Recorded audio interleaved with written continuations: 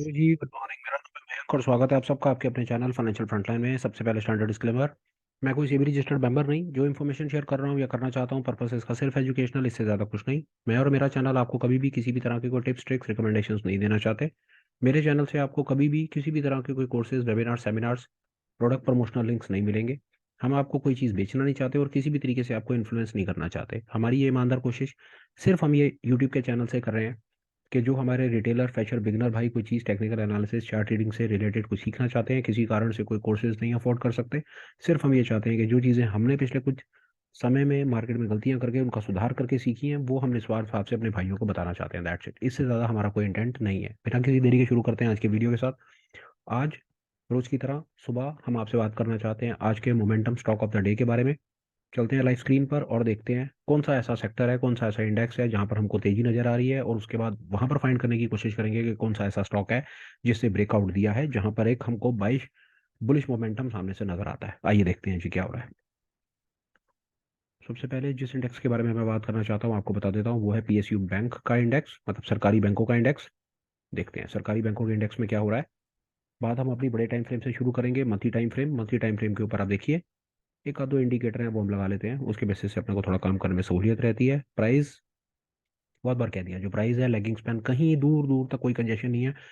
PSU bank का जो index है वो अनचार्टेड टेरिटरी में बहुत आराम से घूम रहा है, हर तरह से बुलिश है। अपने लेगिंग स्पैन से भी क्लियर सिग्नल है, बेस लाइन कन्वर्जन लाइन से भी, क्लाउड से भी, फ्यूचर इंक्लिनेशन से भी, हर तरह से परफेक्ट है। तो डे के ऊपर एनालाइज करेंगे सेम सिचुएशन है या नहीं। अभी तक ठीक ही लग रहा है, डे के ऊपर भी इंक्लिनेशन भी परफेक्ट है, क्लाउड के ऊपर है, और प्राइस और लेगिंग स्पैन के बीच में कहीं पर हमको कोई कंजेशन भी नजर में नहीं आ रहा है। तो ये तो कंफर्म हो गया कि जो हमारा बड़ा इंडेक्स है या जो सेक्टर है जिसके बेसिस के ऊपर हम अपनी एनालिसिस को आगे बढ़ाना चाहते हैं, तो हमें दिखता है कि पीएसयू बैंक का जो सेक्टर इंडेक्स है यहाँ पर हमको कहीं कोई फर्जी तेजी नजर नहीं आ रही। यहाँ पर इंडेक्स में ही तेजी है, तो चांसेस हैं कि इसके अंदर के जो स्टॉक्स होंगे उसमें भी तेजी होगी। अब हमारा काम ये होगा कि अब हम जाएंगे इस इंडेक्स के अंदर और वो स्टॉक फाइंड करने की कोशिश करेंगे जिसके अंदर में हमको कुछ से मिलते जुलते से पैटर्न्स नजर आ रहे हैं। काम मैंने कुछ करके रख लिया है। मैं आपको लेकर के चलता हूँ अपनी उसी वर्कशीट के ऊपर जहां पर हम धीरे धीरे करके अपने स्टॉक्स को ऐड कर रहे हैं। और जिस स्टॉक के बारे में हम बात करना चाहते हैं वो हमारा सबका favourite state Bank of India. आइए देखते हैं यहाँ पर क्या हो रहा है। देखिए जी, ये स्टेट बैंक ऑफ इंडिया का डे का चार्ट। इससे पहले हम डे पर बात करें, पहले हम बात करेंगे मंथली पर। और ये देखिए मंथली पर क्या हो रहा है। मंथली प्राइस, लेगिंग स्पैन, कोई कंजेशन नहीं, base line conversion line, future cloud, बिल्कुल perfect pattern, without any further discussion. हमको मंथली टाइम फ्रेम के ऊपर State Bank of India perfect patterns के साथ में दिख रहा है। अब हम डे टाइम फ्रेम के ऊपर आ गए। डे टाइम फ्रेम पर देखिए क्या हुआ। सबसे पहले वॉल्यूम बस्ट देखिए, पहला वॉल्यूम बस्ट। दूसरा, जो प्राइस और प्राइस के बीच में, लेगिंग स्पैन और प्राइस के बीच में कहीं कोई कंजेशन नहीं। जो कंजेशन का लेवल था वो कंजेशन का लेवल टूट गया यहाँ। आज उसने अपने कंजेशन के लेवल को, पिछले एक महीने के कंजेशन के लेवल को आज प्राइस ने तोड़ दिया, और तोड़ करके वो एक अनचार्टेड टेरिटरी में आकर के खड़ा हो गया। उसके बाद बेस लाइन कन्वर्जन लाइन के ऊपर हो गया, क्लाउड के ऊपर हो गया, और फ्यूचर इंक्लिनेशन जो है क्लाउड का वो भी हमको परफेक्ट ग्रीन सिग्नल मिल गया। तो इचिमोकू के हिसाब से मेरी समझ कहती है कि स्टेट बैंक ऑफ इंडिया एक मोमेंटम स्टॉक की कैटेगरी में डेफिनेटली आज के दिन में फॉल करता है। तो इचिमोकू से मुझे ये समझ आ गया। मैं अपनी एनालिसिस को और आगे लेके जाऊंगा, मैं बुलिंजर बैंड से कंफर्म कराऊंगा। बिल्कुल मुझको बात समझ आती है। बुलिंजर बैंड में, बुलिंजर बैंड बस्ट हुआ, बस्ट होने के बाद प्राइस ने अपने पिछले सारे के सारे रजिस्टर्स को तोड़ करके बैंड को बस्ट करके बाहर आकर के खड़ा हो गया। दूसरा, मेरे को क्लियर सिग्नल मिल गया बुलिंजर बैंड से। तीसरा, मैं सिग्नल कंफर्मेशन लूंगा फ्रैक्टल एलिगेटर से। आमतौर पर मैं ये तीन इंडिकेटर है जिसके बेसिस के ऊपर मैं बायस फॉर्म करने की कोशिश करता हूँ। तो मेरा तो काम इससे मोटा मोटा चल जाता है। आप भी अगर ठीक समझे तो इन इंडिकेटर्स के ऊपर अपनी थोड़ी थोड़ी नॉलेज को एनहेंस करते चलें। यहाँ पर भी प्राइस मेरा एलिगेटर के ऊपर, फ्रैक्टल के ऊपर, मुझको क्लियर सिग्नल है। फ्यूचर में क्या होगा क्या नहीं होगा मुझको नहीं पता, पर मुझको ये समझ आता है कि फिलहाल आज के पैटर्न के हिसाब से एसबीआई जो है वो मेरे हिसाब से एक मोमेंटम स्टॉक की कैटेगरी में बिल्कुल फिट परफेक्ट बैठता है। रीजंस मैंने आपको अपने दे दिए। वॉल्यूम बस्ट मिल गया, रेजिस्टेंस टूट गया, वॉलेटिलिटी बस्ट आ गया। इतना मेरे लिए बहुत है। इससे ज्यादा मुझको रॉकेट साइंस पीएचडी नहीं करनी, इससे ज्यादा मेरे को रिसर्चर नहीं बनना। अब अगला काम मेरा, मैं स्टॉप लॉस के लेवल को मार्क करूंगा, इस पर्टिकुलर इंडेक्स को उठाकर अपनी वर्कशीट में ऐड कर दूंगा और इसको इसके हाल पे छोड़ दूंगा। देखते हैं। पहला मेरा स्टॉप लॉस का लेवल होगा एलिगेटर के हिसाब से फ्रैक्टल के नीचे।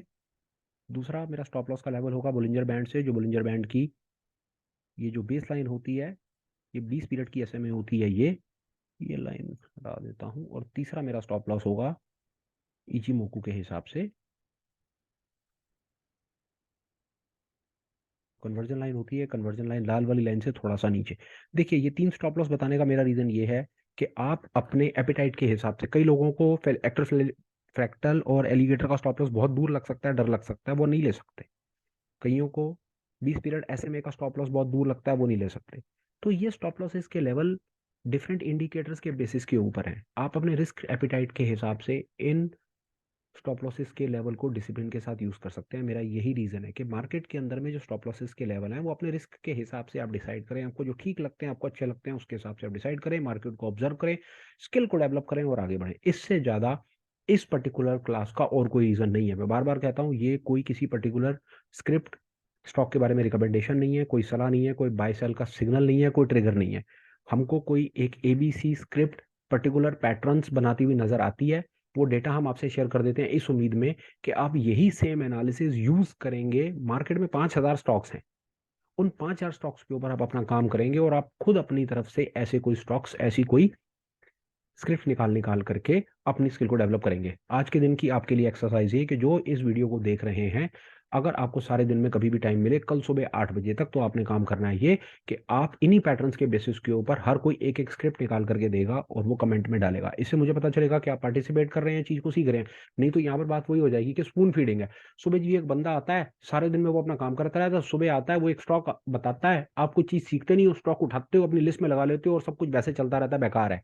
इससे कुछ भला होने वाला नहीं। सोच करके देखो कि कल सुबह से अगर मेरे वीडियो आने बंद हो गए तो फिर आपका क्या स्किल डेवलप होगा, आपने अपने लिए क्या किया।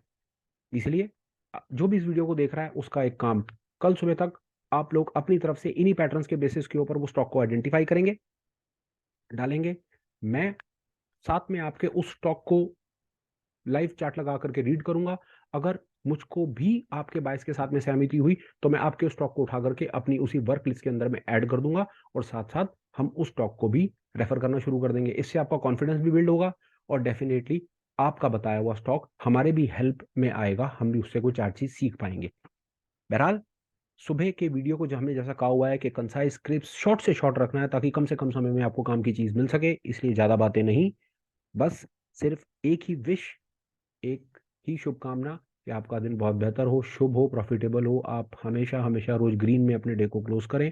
आप अपना, अपनी फैमिली, हेल्थ, पैसे का ख्याल रखें और आप जीवन में आगे बढ़ें। सब ठीक ठाक रहा तो फिर मिलूंगा। Meanwhile, please take care, bye bye and have a absolutely perfect day ahead. Bye.